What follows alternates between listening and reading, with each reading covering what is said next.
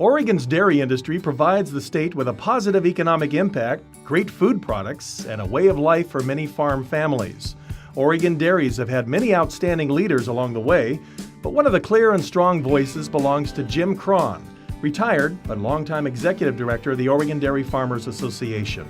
With so many changes in the industry taking place the past couple of decades, Jim's strong but reasonable approach has helped dairy farmers navigate some difficult challenges. Born on a Wisconsin dairy farm, Jim was destined to have a life centered on agriculture.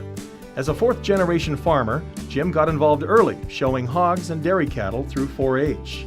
Jim was very involved in FFA in high school, serving as a state officer. Graduating with 2 degrees from the University of Wisconsin, he went back to the farm, but also began his long association and advocacy of dairy judging. As a coach, Jim passed on the skills of evaluating dairy cattle to young people.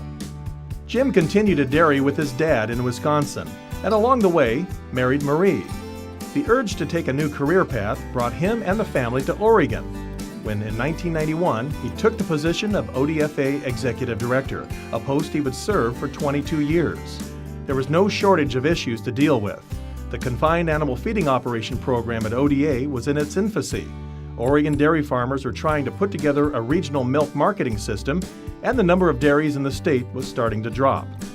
As much as anyone, Jim is responsible for bringing together the industry with the CAFO program into an alliance that effectively regulates animal waste in a way that keeps producers in business.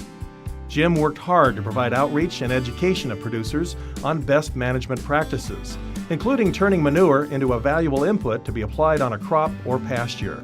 It wasn't a popular direction at the time, but ODFA actually asked for CAFO inspections. As Jim says, we knew the industry was going to be regulated, so we wanted to make sure to have a seat at the table to make sure it was something we could live with. That proactive and progressive approach directed by Jim has served the industry well. Unthinkable in years past, the dairy industry has worked with several major environmental groups.